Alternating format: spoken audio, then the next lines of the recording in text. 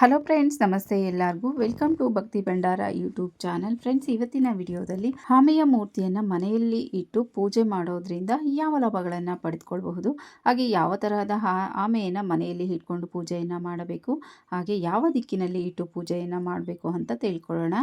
ಈ ಆಮೆಯನ್ನು ಅದೃಷ್ಟದ ಸಂಕೇತ ಹಾಗೂ ಲಕ್ಷ್ಮಿಯ ಸಂಕೇತವಾಗಿ ಪರಿಗಣಿಸಲಾಗಿದೆ. ಹಾಗಾಗಿ ಈ ಆಮೆಯ ಮೂರ್ತಿಯನ್ನು ಸಾಕಷ್ಟು ಜನ ಮನೆಗಳಲ್ಲಿ ಇಟ್ಟು ಪೂಜಿಸುತ್ತಾರೆ. ಅಂದರೆ ದೇವರ ಮನೆಯಲ್ಲಿ ಇಟ್ಟು ಪೂಜೆ ಮಾಡುವ ಪದ್ಧತಿ ಇದೆ.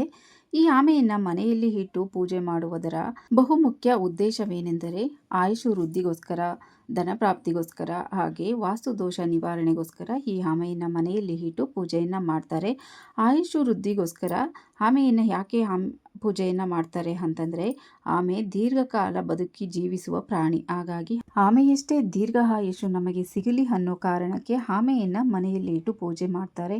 ಹಾಗೆ ಈ ಆಮೆ ನೀರಿನಲ್ಲಿ, ಅಂದರೆ ಕೆರೆ, ನದಿ, ಸಮುದ್ರ ಈ ಥರ ನೀರಲ್ಲೇ ವಾಸ ಮಾಡೋದ್ರಿಂದ ಲಕ್ಷ್ಮಿಗೆ ಕೂಡ ತುಂಬ ಪ್ರಿಯವಾದದ್ದು ಅಂತಲೇ ಹೇಳ್ಬೋದು. ಆಮೆಯ ವಿಗ್ರಹಕ್ಕೆ ಪೂಜೆ ಮಾಡೋದು ಲಕ್ಷ್ಮೀ ಪೂಜೆಯಷ್ಟೇ ಶ್ರೇಷ್ಠವಾದದ್ದು. ಆಮೆ ಪೂಜೆ ಮಾಡೋದ್ರಿಂದ ಮನೆಯಲ್ಲಿರುವ ನಕಾರಾತ್ಮಕ ಶಕ್ತಿ ಕಡಿಮೆಯಾಗುತ್ತೆ, ಹಾಗೆ ಸಕಾರಾತ್ಮಕ ಶಕ್ತಿಯನ್ನು ತನ್ನೆತ್ತ ಸೆಳೆದುಕೊಳ್ಳುತ್ತೆ ಈ ಆಮೆ. ಆಮೆಯನ್ನು ಉತ್ತರ ದಿಕ್ಕಿಗೆ ಇಟ್ಟು ಪೂಜೆ ಮಾಡೋದು ಒಳ್ಳೆಯದು, ಅಥವಾ ಪೂರ್ವ ದಿಕ್ಕಿನಲ್ಲಿ ಇಟ್ಟು ಕೂಡ ಪೂಜೆಯನ್ನು ಮಾಡಬಹುದು. ಮಕ್ಕಳ ಫಲ ಇಲ್ಲದೆ ಇರೋರು ನಿರಂತರವಾಗಿ ಪೂಜೆ ಮಾಡೋದ್ರಿಂದ ಸಂತಾನ ಫಲ ಕೂಡ ಲಭಿಸುತ್ತೆ. ಆರ್ಥಿಕವಾಗಿ ಸಂಕಷ್ಟವನ್ನು ಅನುಭವಿಸ್ತಾ ಇದ್ದರೆ ಅಂಥವರು ಕೂಡ ಸ್ಫಟಿಕ ಆನೆಯನ್ನು ಇಟ್ಟು ಪೂಜೆ ಮಾಡಿದರೆ ಆರ್ಥಿಕವಾಗಿ ಸದೃಢರಾಗಬಹುದು.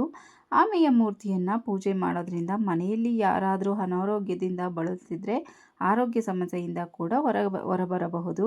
ಮನೆಯಲ್ಲಿ ಅಶಾಂತಿ, ಗಂಡ ಹೆಂಡತಿ ಜಗಳ ಇದೆಲ್ಲವೂ ಕಡಿಮೆಯಾಗುತ್ತೆ ಅಂತಲೇ ಹೇಳ್ಬೋದು. ನಿರಂತರವಾಗಿ ಆಮೆಯನ್ನು ಪೂಜೆ ಮಾಡೋದ್ರಿಂದ ಮನೆಯಲ್ಲಿ ಸುಖ, ಶಾಂತಿ, ನೆಮ್ಮದಿ ನೆಲೆಸುವುದರ ಜೊತೆ ಆಯುಸ್ಸು ಕೂಡ ವೃದ್ಧಿಯಾಗುತ್ತೆ. ಇನ್ನು ಆಮೆಯನ್ನು ಪ್ರತ್ಯೇಕವಾಗಿ ಪೂಜೆ ಮಾಡಬೇಕಾ ಅಂತ ಏನಾದರೂ ಕೇಳೋ ಥರ ಇದ್ದರೆ ಅದು ಆ ಥರ ಏನೂ ಇಲ್ಲ. ನೀವು ಸಾಮಾನ್ಯವಾಗಿ ದೇವರ ಪೂಜೆ ಪ್ರತಿದಿನ ದೇವರ ಪೂಜೆಯನ್ನು ಮಾಡೇ ಮಾಡ್ತೀರಿ. ದೇವರ ಮನೆಯಲ್ಲಿ ನಾನು ಈ ತಿಳಿಸಿರುವ ದಿಕ್ಕಿಗೆ ಇಟ್ಟು ನೀವು ದೇವರ ಮನೆಯಲ್ಲಿ ಪೂಜೆ ಮಾಡುವಾಗ ಅದರ ಜೊತೆ ಆಮೆಯ ಪೂಜೆಯನ್ನು ಮಾಡಬಹುದು. ಪ್ರತ್ಯೇಕವಾಗಿ ಪೂಜೆ ಮಾಡುವ ಅವಶ್ಯಕತೆ ಏನೂ ಇಲ್ಲ. ಇನ್ನು ಪ್ರತಿನಿತ್ಯ ಪೂಜೆ ಮಾಡಬೇಕಾ ಅಂತ ಅನ್ನೋದಾದರೆ, ನೀವು ಪ್ರತಿನಿತ್ಯ ದೇವ್ರ ಮನೆಯಲ್ಲಿ ಪೂಜೆ ಮಾಡುವ ಪದ್ಧತಿ ಒಬ್ಬೊಬ್ಬರಿಗೆ ಇದ್ದೇ ಇರುತ್ತೆ. ಅಂದರೆ ರೂಢಿಸ್ಕೊಂಡು ಬಂದಿರ್ತಾರೆ, ಪ್ರತಿದಿನ ಪೂಜೆ ಮಾಡುವ ಅಭ್ಯಾಸ ಎಷ್ಟೋ ಜನಕ್ಕೆ ಇರುತ್ತೆ. ಇನ್ನು ಕೆಲವರು ವಾರಗಳಲ್ಲಿ ಪೂಜೆನ ಮಾಡ್ತಾರೆ. ನೀವು ಸಾಮಾನ್ಯವಾಗಿ ಮನೆಯಲ್ಲಿ ನೀವು ಯಾವ ಥರ ಪೂಜೆಯನ್ನು ಯಾವ ಡೈಲಿ ಮಾಡ್ತಿರೋ ಡೈಲಿ ಮಾಡಿ, ಇಲ್ಲ ವಾರಗಳಲ್ಲಿ ಪೂಜೆನ ಮಾಡ್ತಿರೋ ನೀವು ಮನೆಯಲ್ಲಿ ದೇವರ ಮನೆಯಲ್ಲಿ ಯಾವ ಥರ ಪೂಜೆ ಯಾವಾಗ ಪೂಜೆಯನ್ನು ಮಾಡ್ತೀರೋ ಆ ದಿನ ಆಮೆಯ ಪೂಜೆಯನ್ನು ಮಾಡಿದ್ರೆ ಸಾಕಾಗುತ್ತೆ. ಇನ್ನು ಪ್ರತಿದಿನ ಮಾಡಲೇಬೇಕು ಅಂತ ಏನೂ ಇಲ್ಲ, ಸಾಧ್ಯವಾದರೆ ಮಾಡಿ. ಎಲ್ಲರ ಕೈಯಲ್ಲೂ ಪ್ರತಿದಿನ ಪೂಜೆ ಮಾಡೋದಕ್ಕೆ ಆಗಲ್ಲ. ಯಾಕೆಂದರೆ ವರ್ಕಿಂಗ್ ಇರ್ತಾರೆ, ಅವರೆಲ್ಲ ಅಷ್ಟೊತ್ತಿಗೆ ಪೂಜೆಯನ್ನು ಮಾಡಿ ಹೋಗೋದು ಸ್ವಲ್ಪ ಕಷ್ಟನೇ ಅಂತ ಹೇಳ್ಬೋದು. ಅಂಥವರು ಮಂಗಳವಾರ, ಸೋಮವಾರ, ಶುಕ್ರವಾರ, ಗುರುವಾರ ಈ ಥರ ಒಂದು ಪೂಜೆಗೆ ಅಂತ ಒಂದು ದಿನನ ನಿಗದಿಪಡಿಸ್ಕೊಂಡಿರ್ತಾರೆ. ಅಂಥ ದಿನಗಳಲ್ಲಿ ಪೂಜೆನ ಮಾಡ್ತಾರೆ, ದೇವ್ರ ಮನೆಯೆಲ್ಲ ಕ್ಲೀನ್ ಮಾಡಿ. ಇನ್ನು ಕೆಲವರು ಸ್ವಲ್ಪ ನಮಸ್ಕಾರ ಹಾಕ್ಕೊಂಡು ಹೋಗೋ ಅಭ್ಯಾಸ ಕೂಡ ಇರುತ್ತೆ. ಎಲ್ಲರ ಕೈಯಲ್ಲೂ ದಿನ ಪೂಜೆ ಮಾಡೋಕ್ಕೆ ಸಾಧ್ಯ ಆಗಲ್ಲ ಅಂತಲೇ ಹೇಳ್ಬೋದು. ಹಾಗಾಗಿ ನಿಮ್ಮ ಅನುಕೂಲ, ನಿಮ್ಮ ಅಭ್ಯಾಸ ಯಾವ ಥರ ಇರುತ್ತೆ ಆ ಥರ ಮಾಡ್ಕೊಳ್ಳಿ. ಇನ್ನು ಆಮೆನ ಇಟ್ಟಿದ್ದೀವಿ, ಪ್ರತಿದಿನ ಪೂಜೆನ ಮಾಡಲೇಬೇಕು ಅಂತ ಏನಿಲ್ಲ, ನಾನು ಹೇಳೋ ಥರ ಮಾಡ್ಕೊಳ್ಳಿ ಅಷ್ಟೇ.